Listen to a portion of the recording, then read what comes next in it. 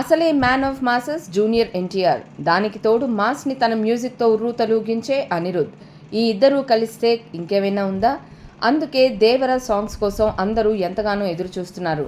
అయితే దేవర నుంచి త్వరలోనే మాస్ జాతర చూడబోతున్నాం. ఈ మూవీ ఫస్ట్ సింగిల్కి ముహూర్తం ఖరారైందని సమాచారం. ఎన్టీఆర్ హీరోగా కొరటాల శివ దర్శకత్వంలో రూపొందుతోన్న మూవీ దేవర.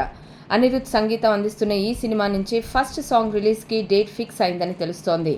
ఎన్టీఆర్ పుట్టినరోజు సందర్భంగా మే 20న మొదటి పాటను విడుదల చేయనున్నట్లు వినికిడి.